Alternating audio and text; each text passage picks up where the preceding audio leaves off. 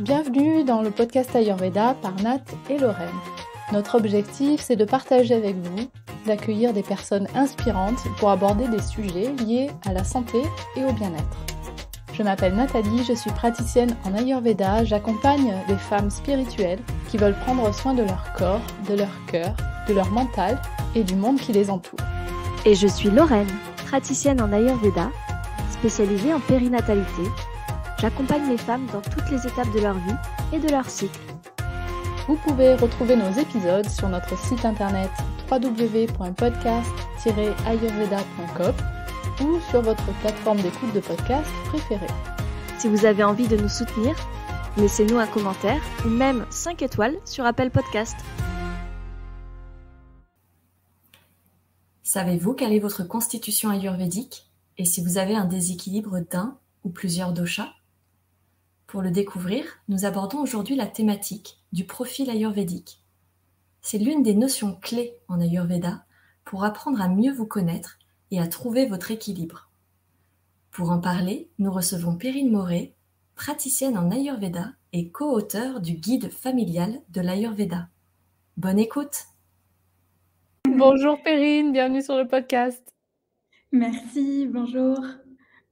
Comment tu te sens aujourd'hui? Ça va, très, très heureuse d'être avec vous. On est ravis de t'accueillir et cet épisode-là sort le jour de la sortie de ton livre. On va en parler juste après.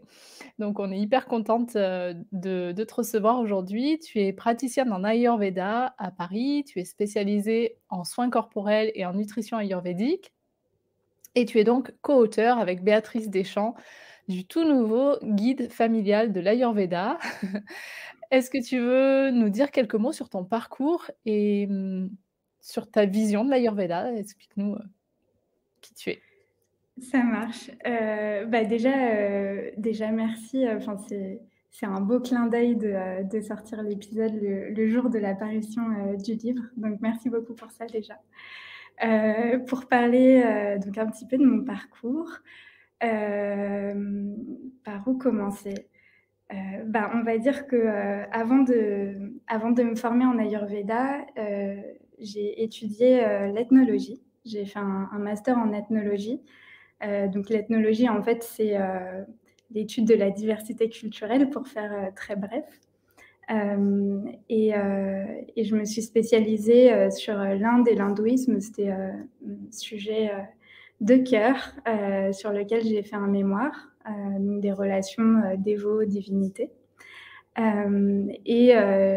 J'étais très heureuse en fait de faire ces études-là. Ça me tenait vraiment à cœur depuis le lycée, où j'avais découvert, même un petit peu avant au collège, où j'avais découvert une vraie passion pour la culture indienne.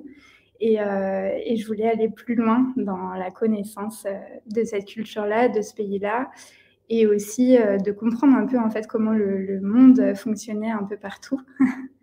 Et c'est ça qui m'a menée à l'ethnologie. Donc ça m'a permis de faire pas mal de voyages en Inde aussi, où j'étais vraiment en immersion sur mon terrain, le vocabulaire d'ethnologue, donc sur mon sujet de recherche en fait. Donc ça m'a permis de faire beaucoup de rencontres et beaucoup d'expériences aussi personnelles, au-delà de mon étude de cas, on va dire. Et en terminant mon master, en rentrant du terrain, c'était une grosse expérience personnelle qui m'a beaucoup fait changer en fait d'orientation intérieure et du coup extérieure aussi. Parce qu'au départ, je voulais être chercheuse en ethnologie et en fait, je me suis arrêtée au master pour m'orienter sur une voie où j'avais besoin de faire quelque chose de plus concret en fait, plus impactant concrètement pour le monde, parce que c'était un peu ça mon objectif, un peu de superwoman, changer le monde. Tu voulais sauver la planète. Ouais, c'était un peu ça l'idée, quoi. Et en fait, à travers la recherche, je trouvais que c'était un peu trop réduit, l'impact, et pas assez concret. Et du coup, c'est là où j'ai vraiment rencontré l'Ayurveda, à travers des recherches pour retrouver plus de sens en fait dans le métier que je voulais faire. Et l'Ayurveda me permettait de maintenir le lien avec l'Inde qui m'était vraiment très cher, de maintenir le lien avec la spiritualité qui m'était énormément très chère aussi. Et j'avais quelque chose du coup de beaucoup plus concret d'impacter, d'accompagner les gens sur leur meilleure santé. Et du coup, c'est à partir de là où j'ai décidé de me former et d'en faire mon métier. Donc comme tu as dit, je me suis spécialisée avant tout en nutrition parce que j'adore la cuisine. Donc je me suis dit, on va aller voir du côté de la nutrition au début. Donc je me suis formée auprès de Sandrine Bonneau qui a une école qui s'appelle Institut français de yoga et d'Ayurveda. Donc c'était une magnifique approche en fait qu'elle nous apportait, très intérieure et très spirituelle aussi en fait. Les cours étaient aussi rythmés par des cours de yoga, donc c'était vraiment génial. Et en fait, ensuite j'ai commencé à aller voir du côté des soins, donc des massages. Et ça m'a en fait énormément plu. Donc j'ai commencé par la Bianga, le massage le plus global et le plus la porte d'entrée, on va dire, des soins en Ayurveda. Je me suis formée donc au centre Ahimsa qui est en région parisienne dans le 91. Et en fait, j'ai continué à apprendre tous les soins donc dits de Panchakarma, tous les soins ayurvédiques dans ce centre-là où j'ai exercé après. Et je me suis découverte une vraie passion pour le toucher, en fait, le sensitif. Et c'est marrant parce qu'un petit peu après m'être formée, je me suis souvenue que petite, que toute petite, je sais pas, je devais avoir 7-8 ans, quand on me demandait ce que je voulais faire, à un moment donné, je me disais « Ah, je veux être masseuse !» Parce que j'adorais masser, prendre soin des gens, etc. Et donc, c'est drôle, en fait, de retrouver cette passion qui, finalement, que j'avais totalement oubliée. Et qui est vraiment le cœur de mon métier, parce que j'ai beaucoup, beaucoup d'accompagnement à travers les soins. Donc, oui, c'est souvent une porte d'entrée, justement, les gens viennent se faire masser, et puis peut-être que, j'imagine que tu as un échange avec eux en amont aussi pour adapter un peu le soin, et ensuite, eux, ils ont pas mal de questions pour mieux se comprendre, et derrière le soin, comprendre aussi le ressenti, et après, du coup, tu peux les accompagner sur leur constitution, les potentiels déséquilibres que tu as ressentis, toi aussi, à travers le soin, donc c'est vraiment une belle porte qui est le toucher. Ouais, c'est exactement, c'est très bien dit. Merci. Et du coup, c'est notre sujet aussi aujourd'hui sur le podcast. On avait plein de choses sur lesquelles on pouvait t'interroger et te faire parler, et on a choisi toutes ensemble de choisir le sujet du profil ayurvédique. C'est vrai que les gens, c'est un peu... on voit beaucoup de choses sur les réseaux, sur Vata, Pitta, Kapha, la Prakruti, Vikruti, et on peut facilement s'y perdre. On peut même avoir un peu peur de ces mots-là et se dire « Oh là là, c'est pas pour nous, c'est pas adapté à notre société ». Et du coup, aujourd'hui, on voulait vraiment faire table rase de tout ça et remettre un socle commun à tous nos auditeurs et auditrices du podcast en leur faisant un épisode simple mais efficace sur ce qu'est le profil ayurvédique. Et dans un premier temps, on va parler du coup de la Prakriti, et on verra dans un second temps la Vikriti. Voilà le programme. Est-ce que du coup, tu pourrais commencer, Perrine, par nous dire qu'est-ce que la Prakriti ? C'est quoi ce mot ? C'est quoi ce mot bizarre ? Alors, la Prakriti, déjà, c'est un mot sanskrit. Le sanskrit, c'est la langue ancienne indienne, l'équivalent du latin pour le sous-continent indien. Et donc, c'est la langue utilisée en Ayurveda. Et donc, Prakriti, ça veut dire la constitution ayurvédique. Moi, j'aime bien définir ça comme notre nature profonde. Parce que ça définit qui on est dans toutes les couches de notre être, à la fois physique, émotionnel et plus subtil. Et c'est ce qui nous est en fait donné à la conception. Et donc, un peu plus en détail, qu'est-ce que c'est la Prakriti, la constitution ? C'est l'équilibre unique des doshas, en fait, donc de Vata, Pitta et Kapha, qui regroupent les 5 éléments qui constituent l'univers et du coup, nous aussi, et qui s'insèrent, j'allais dire, dans notre être, dans un équilibre unique et qui nous fait nous. Et donc, c'est ça, la Prakriti, la constitution ayurvédique. Et donc, pour aller un peu plus en détail sur les différentes couches du corps, il y a le côté physiologique, métabolique et plus sur le côté un peu mental, le caractère aussi, qui va nous définir. Mmh. Quand on parle de constitution ayurvédique, on parle forcément des 3 doshas, Vata, Pitta et Kapha, dont tu as parlé un petit peu. D'ailleurs, je rappelle à nos auditeurs qu'on a l'épisode 2 qui est vraiment consacré aux doshas et que les gens peuvent aller écouter si vraiment vous débutez en Ayurveda. Il faut commencer par là. Et en fait, on nous pose très souvent la question, OK, donc si dans ma constitution, il y a les 3 doshas, est-ce qu'on a vraiment les 3 doshas en nous? C'est souvent une question qu'on nous pose. Oui, oui, on n'est pas soit l'un, soit l'autre, soit un mix et tout. On a les 3 en nous, Vata, Pitta et Kapha. Ils sont tous à l'intérieur de nous parce qu'ils sont tous indispensables à la vie, en fait. C'est ça qui est très intéressant, je trouve, en Ayurveda, c'est qu'il n'y a aucun idéal à atteindre, en fait. Il n'y a pas une constitution meilleure que l'autre. En fait, on a les 3 à l'intérieur de nous parce qu'ils sont tous indispensables. Si on en manquait un, on ne serait pas en vie. Exactement. Et du coup, comment on fait pour connaître sa constitution, pour la déterminer? Comment on fait? C'est une sorte d'observation. Alors, je vais peut-être répondre à la question déjà soit avec soi-même, comment on fait pour s'auto-déterminer et comment on fait avec un thérapeute. Comment on fait pour s'auto-déterminer? Donc, il y a beaucoup de tests en ligne ou sur des livres. Il y a de tout et de rien, malheureusement. Parce qu'en fait, on peut mélanger très facilement ce qui relève de la prakriti, de la vie critique dont on va parler après.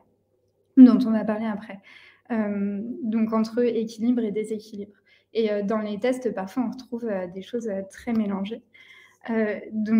C'est intéressant d'aller voir quand même ce qui est proposé pour s'auto-tester. Et donc, en fait, comment on fait? C'est à travers de l'observation de soi, la structure physique, la structure osseuse, le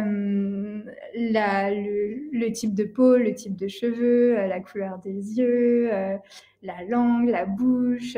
Voilà, il y a plein de choses qui vont nous donner des indicateurs déjà extérieurs. Et même aussi dans l'attitude, la manière de parler, les gestes, tout ce qui est le non-verbal, en fait, et la manière dont la personne interagit, en fait, ça va nous donner aussi des informations et ça va nous donner soi-même des informations aussi sur qui on peut être en tant que constitution. Et un thérapeute va aller plus loin dans les séances de bilan ayurvédique.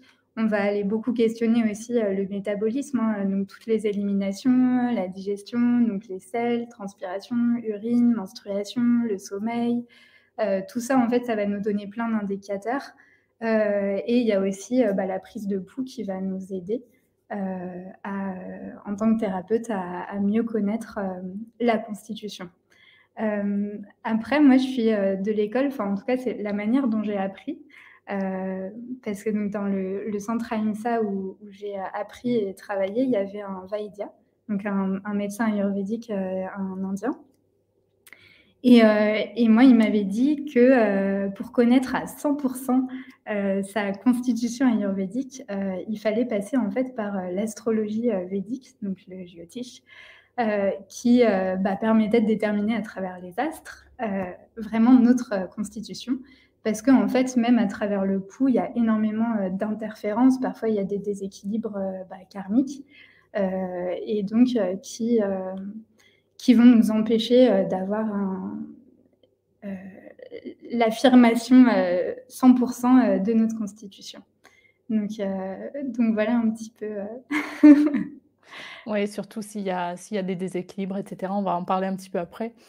Selon toi, à quoi ça sert de connaître sa constitution? Très bonne Hé! question. Très, très bonne question parce qu'en plus, enfin, hem, souvent donc souvent il y a des personnes qui viennent me voir ou qui m'appellent pour, réserver une séance et qui me disent, «Voilà, moi je voudrais une séance pour, connaître mon profil ayurvédique, ma constitution» et je leur dis, «Oui mais vous savez, il y a pas que ça en fait. C'est pas le plus intéressant ou presque». Donc heu, c'est intéressant et ça va nous servir de connaître notre, constitution ayurvédique parce que ça permet d'avoir, déjà un rapport à soi, qui est plus objectif, plus neutre. Parce que parfois, hein, dans l'autotest, c'est très difficile en fait, de, de répondre, sincèrement en fait, aux questions.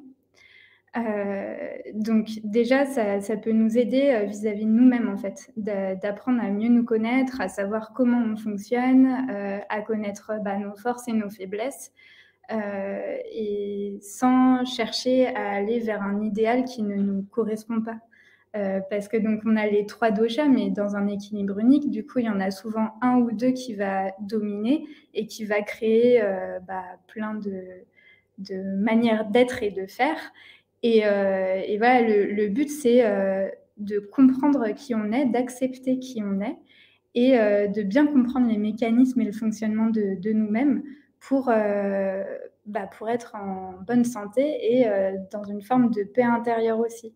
Voilà, on ne va pas aller chercher à se dire, «Ah, j'aurais bien aimé, être, un tel ou un tel». Bah, non, c'est je suis comme ça, c'est quoi mes forces, mes faiblesses et du coup, bah, comment je fais dans mon quotidien, mon mode de vie pour, être en meilleure santé et développer tout le potentiel qu'il y a en moi. On est entièrement d'accord avec toi. C'est vrai que l'Ayurveda, c'est vraiment la science de l'observation, de la compréhension et ensuite de l'acceptation. C'est pas toujours évident de se dire ah oui, bah ça c'est mon petit côté Vata qui ressort ou mon petit côté Kapha qui s'installe tranquillement ou quoi que ce soit. Mais c'est vrai que ça permet vraiment de mieux s'accepter et surtout d'avoir une responsabilité et un pouvoir par rapport à sa santé aussi, à son bien-être. Par rapport à cette connaissance. C'est vraiment une connaissance qui donne du pouvoir de connaître sa constitution et qui donne pleine autonomie aussi aux clients qu'on reçoit, que tu peux recevoir, j'imagine, en cabinet. Donc, Ouais, tout à c'est fait. beaucoup Ouais, plus ouais. qu'une simple case à remplir et C'est un ça, c'est ce que j'allais dire. En fait, c'est aussi, je pense parce qu'on a tellement, l'habitude et le besoin, dans la société dans laquelle on vit, de se mettre dans des cases ou, d'avoir une étiquette que, ça en devient une fin en soi, en fait, un but de réussir à se mettre dans un moule, en fait, même si c'est pas le moule le plus général, on a besoin de correspondre à quelque chose, en fait, qui existe déjà. Et en fait, voilà, c'est avant tout de dire: «Non, c'est pas une fin en soi, en fait, c'est le début d'un chemin». début d'une quête. Ouais, totalement. Super. Bon, bah, je pense qu'on a fait un bon tour sur ce qui concerne vraiment la constitution ayurvédique et comment la déterminer. Après, comme tu le disais, lorsqu'on fait les tests en ligne, on peut souvent se tromper ou mal interpréter le résultat qui va plutôt être celui d'un déséquilibre plutôt que de la constitution même. Du coup, ça serait intéressant qu'on puisse définir un petit peu ce qu'est la Vikriti. Est-ce que tu peux nous donner un petit peu ta vision, ton explication de la Vikriti? Oui, bah, la Vikriti, c'est tout ce qui concerne, les déséquilibres, en fait, qui sont à l'intérieur de nous. Donc principalement, le déséquilibre des doshas, donc de Vata, Pitta et Kapha, qui vont en fait, heu, bah, pas fonctionner correctement. Ils vont être soit en excès ou soit en déficit et donc en fait, ils vont, sortir, en restant dans les doshas, hein, ils vont sortir en fait de leur, fonctionnement, naturel et ça va créer en fait, bah, plein de perturbations, internes. Et en fait, au fur et à mesure, ça va être une sorte de crescendo où au départ, ça va créer en fait des petits déséquilibres, des inconforts qui vont être très subtils. Et en fait, si ça s'installe, ce déséquilibre-là et qu'il n'est pas pris en charge, bah, ça va créer des symptômes de plus en plus forts et ça va par la suite, quand c'est vraiment trop installé, créer des pathologies, des maladies. Donc, c'est pour ça que la prévention est hyper importante en Ayurveda parce qu'en fait, on va tout le temps. Enfin, j'aime bien donner cette image de l'équilibriste en fait, qui est toujours en train de, de se remettre en équilibre pour gérer les déséquilibres. Parce que, enfin, d'où viennent les déséquilibres? Ils viennent de phénomènes extérieurs en fait qui nous font sortir de notre nature profonde, donc de notre prakriti. Et ces phénomènes extérieurs, c'est tout simplement en fait le cycle de la vie aussi. C'est juste que la vie est faite de plein de mouvements. Elle est tout le temps en mouvement, que ce soit le jour, la nuit, les différentes saisons, les différents âges, plein de choses comme ça en fait qui vont créer déjà des déséquilibres parce que selon les saisons, selon les créneaux horaires, selon l'âge qu'on va avoir, selon le lieu où on habite aussi, en fait il y a un dosha qui va être plus fort que d'autres. Et donc déjà, ça va créer un déséquilibre par rapport à notre nature profonde. Donc en fait, on est tout le temps en train de faire une sorte de jonglage de préventif. Et après, quand il y a des symptômes, on peut traiter, mais le plus important, c'est d'avoir en tête que plus c'est installé, plus c'est profond, plus c'est difficile et long à rééquilibrer en fait. Et ce qui est intéressant de voir aussi, pour faire un petit parallèle avec la médecine conventionnelle, c'est qu'en fait l'Ayurveda va aller voir la maladie à des stades beaucoup plus en avant en fait que la médecine conventionnelle qui est à un stade déjà très avancé pour l'Ayurveda de la maladie. Quand le symptôme apparaît, ça veut dire qu'il y a déjà pas mal de choses qui se sont créées entre-temps et sur lesquelles on aurait pu travailler avant.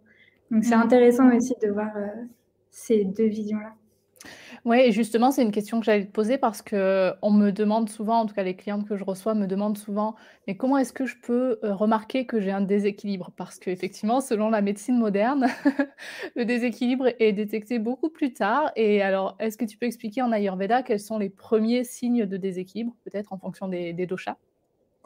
Ouais, il y a plein de en fait, ça va être très subtil et des choses où on va avoir l'impression que, bon, c'est pas grave, ça arrive ou ça va passer. Ce genre de choses, en fait, qu'on se dit et où en Ayurveda, on se dit, «Ah oui, tiens, en fait, ça m'indique telle chose, j'aurais besoin de réajuster mon alimentation, mon style de vie».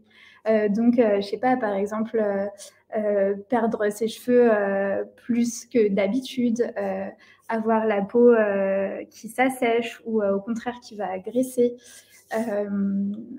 Au niveau de la langue aussi, hein, on peut observer facilement sa langue. S'il y a une couche de couleur qui va apparaître ou, je sais pas, la langue qui est dentelée à l'extérieur, ça va nous indiquer aussi des déséquilibres qui sont déjà là. Les selles aussi, c'est très trivial aussi l'Ayurveda parce que les selles, c'est un super indicateur de santé, les urines aussi. Ouais, Donc le de problème, voir, c'est que c'est un indicateur méconnu parce ouais. qu'aujourd'hui, enfin, je pense que toutes les trois, on l'a croisé ça. De combien de fois allez-vous à la selle dans la semaine ou par jour, etc. Et les personnes vont répondre, bah moi j'y vais 2-3 fois par semaine, mais ça a toujours été comme ça. Et du coup, comme tu disais, en fait, on ne sait pas que c'est un déséquilibre parce que on a toujours été comme ça, on a toujours été dans cet état de déséquilibre depuis tout jeune par peut-être une alimentation non adaptée ou d'autres facteurs extérieurs. Et donc c'est vrai, c'est de l'observation, mais encore faut-il avoir les bons indicateurs, quoi. C'est vrai, ouais, oui, c'est vrai.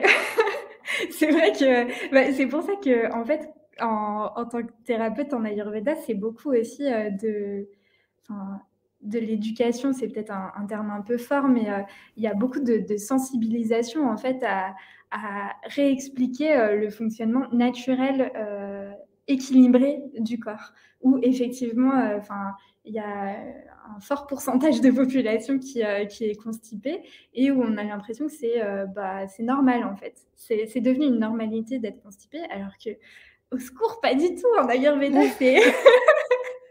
en Ayurveda, ça ne va pas du tout. C'est le mal d'être constipé.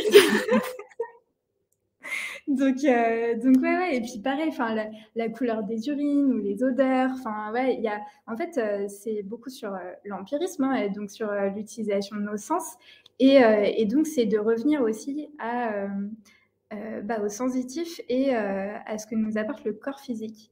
Et vu qu'on s'est énormément détaché de notre corps physique et que avec la culture judéo-chrétienne qu'il y a aussi beaucoup en France où le corps est plutôt perçu un peu comme tabou ou sale, on s'en est beaucoup détaché. Hein. Enfin, par exemple, les cycles menstruels aussi. Hein, ce qui est super actuellement ces dernières années, c'est qu'il y a beaucoup de sensibilisation, d'éducation au niveau de la femme sur revenir à redéfinir ce qui est un cycle menstruel naturel aussi. Donc tout ce qui a été tabou en fait pendant des siècles en France, on le porte dans un sens dans notre inconscient, et en Ayurveda on va aller totalement switcher en fait et déstructurer ça en disant non, en fait regardez tout ce qui est très trivial, c'est hyper important pour être dans la prévention et dans la santé. Exactement. Ok, donc on a bien compris que par rapport à ce que tu nous expliques, donc la prakruti c'est la constitution de naissance, c'est notre équilibre naturel. Dès lors qu'il y a un symptôme, c'est un signe de déséquilibre.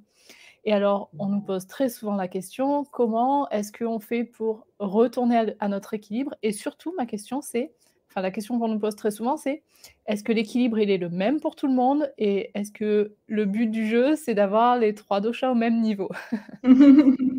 Oui.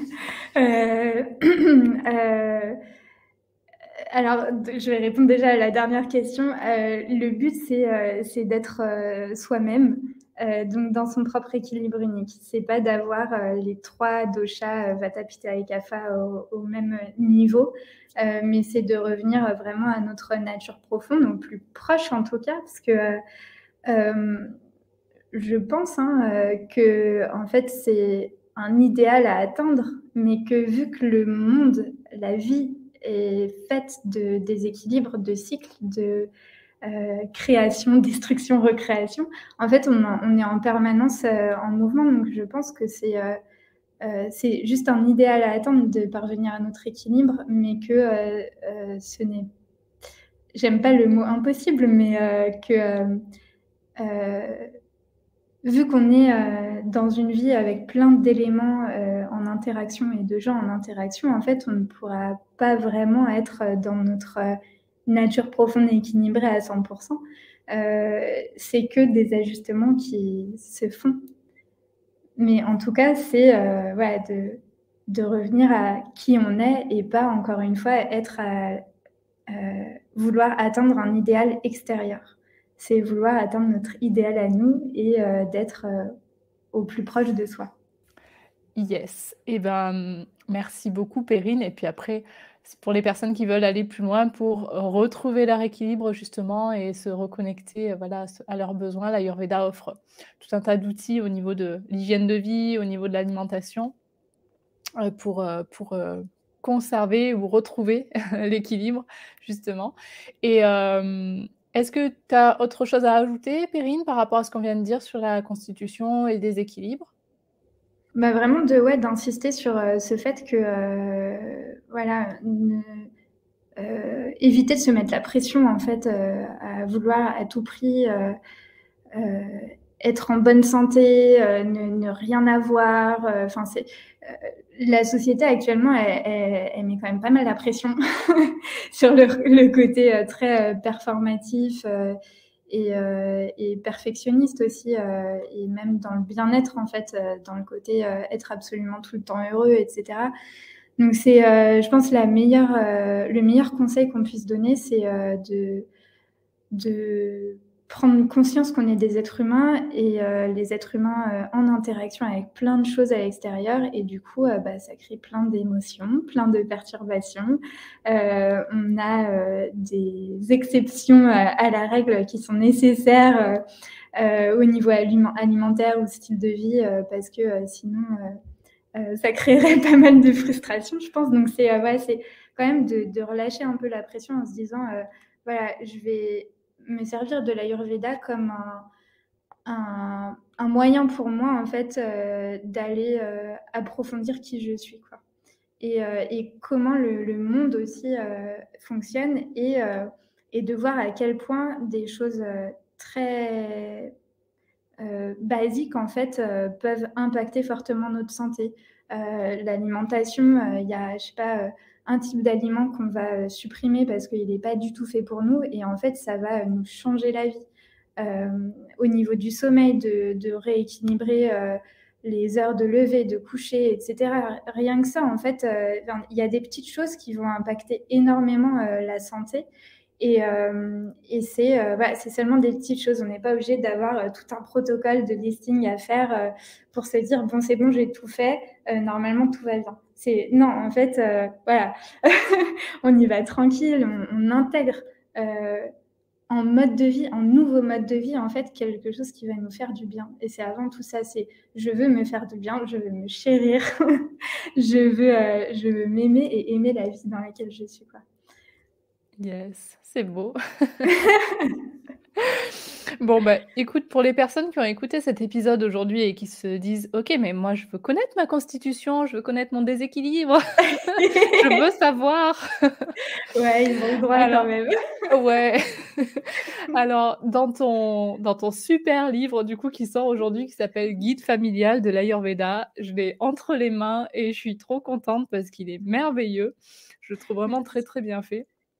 On a beaucoup apprécié avec Lorraine, voilà. Donc, on a envie de le partager. Pour les personnes donc qui veulent connaître leur constitution, leur profil, tu as intégré un test de constitution dans ce livre.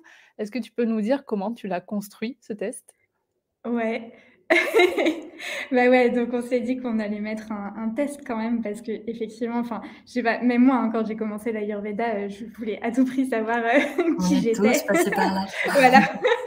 Donc je me dis bon voilà, enfin le but de ce livre, hein, c'est quand même de rendre accessible au plus grand nombre en fait l'Ayurveda, donc de proposer un test. Comment je l'ai réalisé? En faisant bien la part des choses entre ce qui relève de l'équilibre et ce qui relève du déséquilibre, et en essayant de brasser assez large en termes de questionnaire, quoi. Il y a plein de petites questions qui sont données. Et en allant voir voilà, pas mal sur le physique aussi. Enfin, on a mis des questions aussi sur le caractère, mais dans le fond, c'est peut-être le plus difficile à répondre. Donc voilà, on a essayé de brasser large et j'ai bien fait la part des choses entre équilibre et le déséquilibre. Mais voilà, enfin, en tout cas que les personnes se disent que le résultat du test, c'est un aperçu de ce qu'elles peuvent être. Mais c'est pas l'affirmation à 100% et qu'elle ne reste pas là-dessus, mais plutôt d'aller voir un peu plus, de s'intéresser à, tiens, je sais pas, je suis plutôt Vata Pitta, c'est ça qui ressort sur le test. Tiens, je vais aller être curieuse et rechercher un peu plus ce que c'est Vata en équilibre, Pitta en équilibre, Vata Pitta en équilibre, et est-ce que je me reconnais dedans, quoi. Donc c'est plutôt attiser la curiosité pour aller plus loin dans la compréhension de l'Ayurveda. Super, merci pour tous ces éléments, Perrine. On arrive à la fin de l'épisode. C'est passé vite. On a des petites questions rituelles pour toi. Et la première, c'est dans la checklist que tu fais tous les jours pour être en équilibre. Quel est ton rituel préféré au quotidien? Alors, je vais vous en donner 2. Allez, je révèle mes secrets. Donc, il y en a un qui est purement ayurvédique, hein, c'est l'eau chaude le matin à jeun. Je pense même dans les voyages ou quand je vis chez les gens, etc., j'ai besoin de mon verre d'eau chaude. Donc ça, c'est le rituel indispensable, la trousse de secours, quoi. Et mon rituel aussi indispensable, qui est plus personnel, c'est ma pratique bouddhique. Enfin, je suis bouddhiste et j'ai une méditation, enfin la récitation d'un mantra que je fais tous les matins et tous les soirs. Et ça, c'est mon rituel indispensable pour être connectée. Génial, merci. Notre deuxième question, c'est sur tes projets. Quels sont tes projets dans les semaines, les mois à venir? D'avoir la joie de voir comment le livre est reçu, avec beaucoup d'espoir que ça plaise déjà dans les semaines à venir. Et après, vraiment de continuer enfin, j'ai pas de projet très concret en fait à vous dire, à part continuer à étudier, expérimenter l'Ayurveda par moi-même et de continuer à accompagner autant de personnes que possible dans la découverte d'eux-mêmes. et je lance une graine. Je plante une graine, c'est l'écriture en fait du livre. Ça a été un vrai plaisir pour moi. J'adore écrire depuis toute petite et d'écrire ce livre, ça a été un grand bonheur. Donc voilà, je projette déjà l'idée et l'envie, en tout cas, de continuer à écrire. De beaux projets. Notre dernière question s'appelle l'instant de gratitude. Qui aimerais-tu remercier ou de manière plus globale, qu'est-ce que tu aimerais remercier? Beaucoup de personnes et de choses. Merci à vous deux déjà. Merci à vous deux pour cet échange et d'avoir accepté cette interview. Et merci à toutes les personnes qui ont croisé mon chemin, à toutes les expériences que j'ai parcourues et plus globalement, merci à la vie. Ça fait peut-être un peu banal, mais voilà, c'est une très belle expérience et c'est très précieux d'être un être humain dans cette vie-ci. Donc voilà, merci pour ça. Merci à toi, Perrine. Et pour terminer, est-ce que tu veux dire quelques mots sur le livre et peut-être partager où est-ce qu'on peut le trouver? Ouais, carrément. Donc le guide familial de l'Ayurveda, on peut le trouver dans pas mal de librairies, à la fois des librairies indépendantes, aussi la Fnac, ça se trouve sur Amazon aussi et sur le site de la maison d'édition, donc Mango. Et puis, si ça y est pas dans vos librairies indépendantes, vous demandez à votre libraire de le commander, c'est possible aussi. C'est cool de faire marcher les commerçants de quartier et local. Et sinon, quoi partager? Le livre est très complet. Il y a 3 parties. Ça brasse vraiment large en fait sur comment appréhender l'Ayurveda dans sa définition, dans son histoire, dans le côté plus pratique en mode d'emploi au quotidien. Et un fameux dictionnaire de symptômes qui a été assez compliqué, un vrai challenge à faire en tant que thérapeute d'Ayurveda qui ne fonctionne pas par symptômes, mais où c'était nécessaire quand même de proposer ça.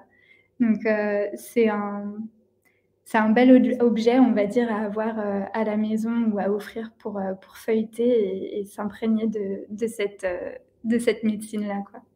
Médecine traditionnelle.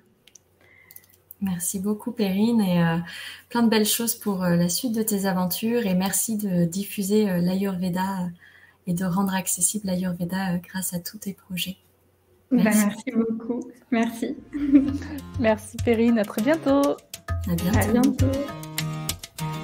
Merci pour votre écoute.